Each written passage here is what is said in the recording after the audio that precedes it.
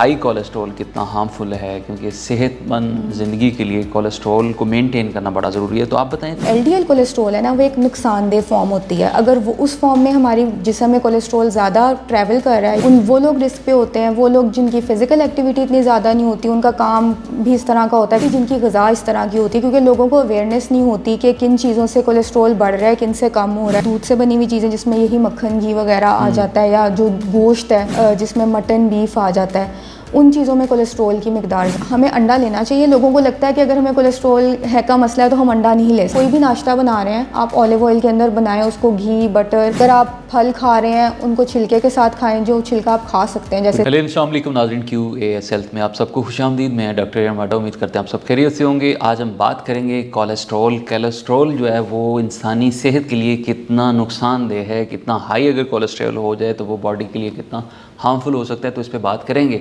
हमारे साथ मौजूद हैं कंसल्टेंट न्यूट्रिशनिस्ट दुआ अरशद। अस्सलाम वालेकुम, इस बहुत शुक्रिया फॉर द टाइम। वालेकुम अस्सलाम। कोलेस्ट्रॉल पे बात कर लेते हैं।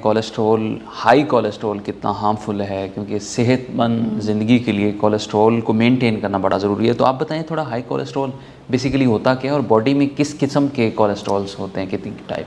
अच्छा, अब कोलेस्ट्रॉल की जो टर्म है ना वो काफ़ी मिसयूज़ हुई हुई है आजकल। सबको लगता है कि कोलेस्ट्रॉल एक बुरी चीज़ है, और अगर हमारे जिस्म में कोलेस्ट्रॉल है तो वो एक गलत बात है। तो उन सब के लिए मैं ये बताना चाहती हूँ कि कोलेस्ट्रॉल हमारे जिस्म की एक नीड है। हमारी बॉडी में बहुत से हार्मोन्स हैं जो कोलेस्ट्रॉल की मदद से बनते हैं। विटामिन डी हमारे जिस्म में कोलेस्ट्रॉल की मदद से बनता है। तो कोलेस्ट्रॉल हमारे जिस्म की एक ज़रूरत है। तो कुछ मिकदार में तो हमें उसकी ज़रूरत होती है, लेकिन एज़ वी से कि किसी भी चीज़ का एक्सेस हमेशा हार्मफुल होता है। और कोलेस्ट्रॉल ख़ुद जो है वो हार्मफुल नहीं होता। हमारा जिस्म जिस तरीके से उसको हमारी बॉडी में या ब्लड के अंदर उसको कैरी करता है, वो चीज़ हार्मफुल होती है। ठीक है। अब एक डिफरेंट तरह के कोलेस्ट्रॉल्स होते हैं, आपने सुना होगा LDL कोलेस्ट्रॉल होता है, HDL कोलेस्ट्रॉल होता है। ये मुख्तलिफ इकसाम है कोलेस्ट्रॉल की। तो इसमें से जो LDL कोलेस्ट्रॉल है ना, वो एक नुकसानदेह फॉर्म होती है। अगर वो उस फॉर्म में हमारी जिस्म में कोलेस्ट्रॉल ज़्यादा ट्रैवल कर रहा है या ब्लड के अंदर प्रेजेंट है तो वो नुकसानदेह चीज़ होती है। तो हमें कोलेस्ट्रॉल को बेसिकली अवॉइड नहीं करना होता, उन चीज़ों को अवॉइड करना होता है जो इस LDL कोलेस्ट्रॉल को बढ़ाती हैं, इस LDL के फैक्टर को बढ़ा रही होती हैं हमारी डाइट के अंदर। और हाई कोलेस्ट्रॉल जो है वो नॉर्मल अमाउंट में हमारा जिस्म वैसे भी कोलेस्ट्रॉल बनाता है। 800 से 1500 मिलीग्राम हमारा जिस्म खुद भी कोलेस्ट्रॉल बना रहा होता है। और अगर 300 मिलीग्राम तक कोलेस्ट्रॉल हम अपनी डाइट से भी ले रहे होते हैं तो वो भी नुकसानदेह नहीं होता। लेकिन अगर इससे बढ़ जाता है तो उसको फिर हम हाई कोलेस्ट्रॉल की कैटेगरी में लेके आते हैं। अच्छा, वो कौन से ऐसे पेशेंट हैं या वो कौन से लोग हैं जो रिस्क फैक्टर पे होते हैं, कि रिस्क पे होते हैं कि ये कोलेस्ट्रॉल लेवल इस पे अगर जाएगा तो वो रिस्क फैक्टर में चले जाएंगे? मोस्टली अगर हम देखते हैं कि जो हार्ट पेशेंट है वो भी ज़्यादातर हाई कोलेस्ट्रॉल या वो उसकी वजह से कंप्लेन कर रहे होते हैं ये इनके लिए हार्मफुल है। असल में कुछ लोगों की जिनकी फैमिली हिस्ट्री में चला आ रहा होता है, जिनके हार्ट इश्यूज़ जेनेटिक्स में होते हैं और हार्ट अटैक्स कॉमन होते हैं, वो लोग रिस्क पे होते हैं। वो लोग जिनकी फ़िज़िकल एक्टिविटी इतनी ज़्यादा नहीं होती, उनका काम भी इस तरह का होता है कि वो ज़्यादा बैठे रहते हैं। और ऑब्वियसली जिनकी ग़िज़ा इस तरह की होती है, क्योंकि लोगों को अवेयरनेस नहीं होती कि किन चीज़ों से कोलेस्ट्रॉल बढ़ रहा है, किन से कम हो रहा है। वो समझ रहे होते हैं कि अगर हम ओवरऑल फ़ैट की इनटेक को कम कर देंगे तो मतलब कोलेस्ट्रॉल भी कम हो जाएगा। ऐसा नहीं है। जैसा कि मैंने कहा, हमें कोलेस्ट्रॉल को टारगेट नहीं करना होता, उन चीज़ों को टारगेट करना है जो उस LDL वाली फैक्टर को बढ़ाते हैं।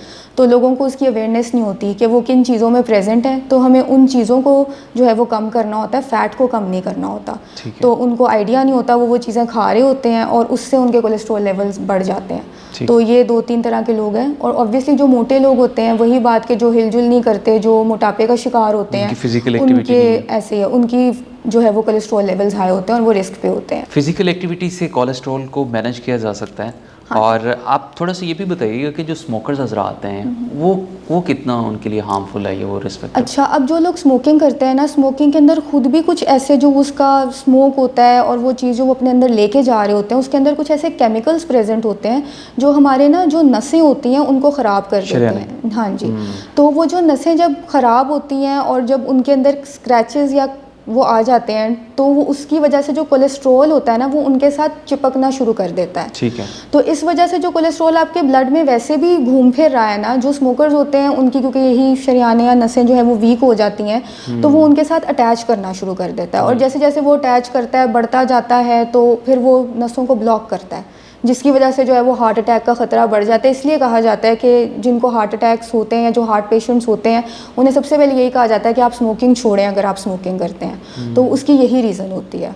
तो उनको ख़ास ख्याल रखना चाहिए अपने कोलेस्ट्रॉल लेवल्स का और अपनी लिपिड प्रोफाइल उनको चेक में रखनी चाहिए। अच्छा मिस, थोड़ा सा इस पे भी रोशनी डालिएगा कि वो डाइट के हवाले से अगर हम बात करें, कौन सी ऐसी ग़िज़ाएँ हैं जो कोलेस्ट्रॉल फ्री हैं जिनको हम लें और हमारे लिए वो हेल्दी हो सकती हैं। स्पेशली हम नाश्ते की अगर हम बात करें तो नाश्ते में क्या लेना चाहिए? नाश्ते में मैंने ख़ास तौर पे अगर हम पाकिस्तानी नाश्ते की बात करते हैं तो मैंने देखा है कि घी के अंदर बहुत बनाया जाता है। अंडा भी अगर हम बना रहे हैं तो हम घी के अंदर बना रहे हैं, हलवा पूड़ियाँ और ये वो सारी चीज़ें जो कि घी में मक्खन में बनाई जाती हैं। तो ऑब्वियसली जितने भी जानवरों से आने वाले ग़िज़ा की चीज़ें हैं ना जो हम जानवरों से लेते हैं, जो फूड्स हैं, जैसे कि दूध से बनी हुई चीज़ें जिसमें यही मक्खन घी वगैरह आ जाता है, या जो गोश्त है जिसमें मटन बीफ आ जाता है, उन चीज़ों में कोलेस्ट्रॉल की मिकदार ज़्यादा होती है। और कोलेस्ट्रॉल के साथ कुछ अच्छी चीज़ें भी होती हैं, लेकिन कोलेस्ट्रॉल मैंने बोला कि थोड़ी अमाउंट में हमें चाहिए होता है, लेकिन हमें वो यही बात है कि उन चीज़ों से लेना जिसमें कोलेस्ट्रॉल थोड़ा कम है। कोलेस्ट्रॉल प्रेजेंट तो दूसरी चीज़ों में भी है, ऐसा नहीं कि वो उसमें नहीं है। कौन कौन सी जो नाश्ते में ग़िज़ाएँ लेनी चाहिए? हमें अंडा लेना चाहिए। लोगों को लगता है कि अगर हमें कोलेस्ट्रॉल है का मसला है तो हम अंडा नहीं ले सकते, जबकि कोलेस्ट्रॉल अंडे में ज़रूर प्रेजेंट है, लेकिन उसके साथ ऐसी चीज़ें भी प्रेजेंट है जो बहुत फ़ायदेमंद भी हैं। तो जो कोलेस्ट्रॉल हमें अंडे से मिल रहा है वो नुकसानदेह वाला कोलेस्ट्रॉल नहीं है। हाँ, अगर आप अंडा खा रहे हैं तो आप उसे बनाएं ऑलिव ऑयल के अंदर। ऑलिव ऑयल भी फ़ैट ही है, लेकिन वो ऐसा फ़ैट है जो कोलेस्ट्रॉल की मिकदार उसमें कम होती है। और दूसरी बात ये कि उसमें और भी विटामिन ई भी प्रेजेंट होता है। कुछ ऐसी चीज़ें होती हैं जो हमारे जिस्म के लिए वैसे भी फ़ायदेमंद है। ओमेगा 3 भी प्रेजेंट होता है, आपने सुना होगा उसका नाम। तो आप ऑलिव ऑयल में या कैनोला ऑयल में खाना बनाएं, सबसे अच्छी चॉइस ऑलिव ऑयल है। आप कोई भी नाश्ता बना रहे हैं आप ऑलिव ऑयल के अंदर बनाएं उसको, घी बटर मक्खन या जिस भी चीज़ में आप बनाते हैं आप उससे रिप्लेस कर दें।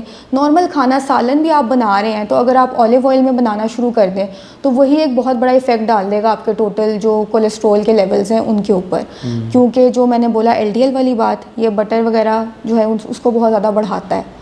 तो कोलेस्ट्रॉल अगर आपको अंडे से मिल रहा है तो वो नुकसानदेह नहीं है। हाँ, लेकिन अगर बटर वगैरह और इस तरह की चीज़ों से मिल रहा है तो वो नुकसानदेह है। अच्छा, वो जो कोलेस्ट्रॉल वाले पेशेंट हैं उनके लिए सब्जियां और फ्रूट वो कितने हैं हेल्पफुल हैं? वो काफ़ी हेल्पफुल होते हैं, क्योंकि सब्जियों और फ्रूट ख़ास तौर पे वो जिनमें फ़ाइबर ज़्यादा होता है। अगर आप फल खा रहे हैं उनको छिलके के साथ खाएं, जो छिलका आप खा सकते हैं, जैसे सेब को आप छिलके के साथ खा सकते हैं, उन फलों को आप छिलके के साथ खाएं तो फ़ाइबर जो है वो कोलेस्ट्रॉल की मिकदार को हमारे जिस्म में कम कर देता है। वो उसका जज्ब होना जो है ना उसको कम कर देता है और उसको जज्ब हुए बगैर ही हमारे जिस्म से गुजार देता है। तो अगर आप फाइबर वाली चीज़ें ज़्यादा खा रहे हैं तो आपके कोलेस्ट्रॉल लेवल्स खुद ब खुद जो हैं वो मैनेज हो जाते हैं। तो फल और सब्जियां सबसे ज़्यादा ज़रूरी हैं। जैसे मैंने बोला कि फ़ाइबर कोलेस्ट्रॉल वैसे भी जो जानवरों से आने वाली ग़िज़ा है उसमें ज़्यादा प्रेजेंट होता है, और फल और सब्जियां हमें पता है कि वो हमारे पास पौधों से, प्लांट से आते हैं, और प्लांट्स वाली चीज़ों के अंदर कोलेस्ट्रॉल कम होता है। ऑयल ज़रूर होते हैं लेकिन ये है कि वो नुकसानदेह नहीं होते, वो कोलेस्ट्रॉल को ख़तरनाक हद तक नहीं बढ़ा सकते। हमारे यहाँ जो है ना ऑयल का इस्तेमाल बेजा इस्तेमाल भी होता है और फिर ऑयल को रीयूज़ हम करते रहते हैं। तो आप थोड़ा सा ये बताइएगा कि रीयूज़ कितना टाइम के लिए हम कर सकते हैं या कितने फ्रेम में किया जा सकता है? ये आपने एक बहुत अच्छा क्वेश्चन पूछा है। ऑयल जो है ना उसके अंदर मैंने बोला कि कोलेस्ट्रॉल कम होता है, होता ज़रूर है बट कम होता है। तो उसमें ये होता है कि जब हम ऑयल को बार बार पकाते रहते हैं ना और बहुत ज़्यादा हीट पे पकाते रहते हैं तो उसके अंदर कुछ ऐसे चेंजेस आ जाते हैं उसके केमिकल स्ट्रक्चर में और इन सब चीज़ों में कि वो फिर नुकसानदेह हो जाता है। तो अगर आप एक जैसा ऑयली बार बार यूज़ करते हैं, आपने शायद ट्रांस फैट्स का वर्ड सुना होगा, वो चीज़ बढ़ जाती है। फिर कोलेस्ट्रॉल तो वहीं पे रहता है और साथ में ट्रांस फैट्स बढ़ जाते हैं, और ट्रांस फैट्स भी एक वही चीज़ है जो हमारे LDL कोलेस्ट्रॉल को बढ़ाता है। तो अगर हम बार बार वही ऑयल इस्तेमाल करते रहेंगे तो अल्टीमेटली फिर फ़ायदा कोई नहीं होगा। हमें लग तो ये रहा होगा कि हम ऑलिव ऑयल यूज़ कर रहे हैं तो हमें शायद कोलेस्ट्रॉल का इशू नहीं होगा, लेकिन एट द एंड हम फिर वही कुछ ही कर रहे होंगे। तो ऑयल आप एक ही दफ़ा उतनी मिकदार में यूज़ करें जितना यूज़ होना है। हम लोग बहुत ज़्यादा डाल देते हैं और फिर बच जाता है, उसको दोबारा यूज़ कर रहे होते हैं। तो आप एक तो मिकदार कंट्रोल करने से वैसे ही कोलेस्ट्रॉल कंट्रोल हो जाएगा, दूसरा आप उसको बार बार ना यूज़ करें, आप उसे डिस्कार्ड कर दें। तो अच्छा, जो 20 पेशेंट होते हैं या जो रिस्क पे होते हैं उनके लिए कौन सी ऐसी ग़िज़ाएँ हैं, 3-4 ग़िज़ाएँ हमें बताएं कि वो लें और वो अपना कोलेस्ट्रॉल लेवल को मेंटेन रखें? सबसे पहले सब्जियां, फल, वो इस चीज़ को ज़्यादा करें। जो सैलड्स बनाएं रॉ फॉर्म में, पकाए बगैर अगर वो कर सकते हैं तो वो रॉ फॉर्म में सैलड्स बनाएं सब्जियों और फलों को इस्तेमाल करके। ठीक है। उसके अलावा दालें, बीन्स की भी सैलड्स बनाते हैं लोग, जो लोबिया होता है उसकी भी सैलड बनती है, वो बहुत अच्छी सैलड होती है अगर आप वेजिटेबल्स के साथ और कुछ अपनी मर्ज़ी के स्पाइसेस डाल के बनाएं तो उससे भी हमारा कोलेस्ट्रॉल लेवल कम होता है और उससे हमारा पेट भी भरा हुआ रहता है। फाइबर वाली चीज़ों का एक ये भी फ़ायदा होता है कि आपका पेट भरा हुआ रहता है, आप बेवक्त टाइमों पे खाते नहीं हैं और उससे भी ऑब्वियसली आपकी कैलोरीज अंदर जब कम जाएंगी तो जाहिर सी बात है आपका वेट कंट्रोल होता है। तो अगर आपने फ़ैट्स इस्तेमाल भी करने हैं तो आप ऑयल्स इस्तेमाल करें जो हमें प्लांट्स से मिलते हैं, उसके अलावा कुछ नट्स इस्तेमाल करें जिसमें जो हमारे पास बादाम और जो वॉलनट्स होते हैं इन पे बहुत रिसर्चेज हैं कि जबकि ये फ़ैट्स हैं और इनमें थोड़ी सी अमाउंट में कोलेस्ट्रॉल भी है लेकिन उनका हार्ट के मसलों वालों के लिए बहुत फ़ायदेमंद उनका इफ़ेक्ट है। इस पे बहुत रिसर्चेज हैं इन दो पे स्पेशली, तो इनको ज़रूर इस्तेमाल करें। एक दफ़ा दिन में काफ़ी होता है, ये नहीं कि आप दिन रात अब वही खाई जा रहे हैं, एक दफ़ा दिन में काफ़ी है। और उसके अलावा यही फल फ्रूट और बीन्स की सैलड, इनकी सैलड्स बहुत अच्छी हैं, इन्हें इंसान को अपनी डाइट का पार्ट बनाना चाहिए। पेट भी भरा हुआ रहता है, कोलेस्ट्रॉल के लेवल्स भी कंट्रोल रहते हैं और साथ में ऑब्वियसली वेट मैनेज हो जाता है। जी नाज़रीन, हमारे साथ मौजूद थी मिस दुआ अरशद जो हमें कोलेस्ट्रॉल पे बता रही थी कि हम अपना कोलेस्ट्रॉल कैसे मैनेज कर सकते हैं, सब्जियां कौन सी ले सकते हैं और जो फ्रूट्स हैं वो इनटेक करके हम अपने कोलेस्ट्रॉल लेवल को मेंटेन कर सकते हैं। तो आज का शो अपने इख्तिताम को पहुंचता है। अपनी उम्मीद करते हैं आज का शो आपके लिए बहुत मुफीद साबित होगा। अपने मेज़बान डॉक्टर एम आर को इजाज़त दीजिए। अल्लाह ने के बाद।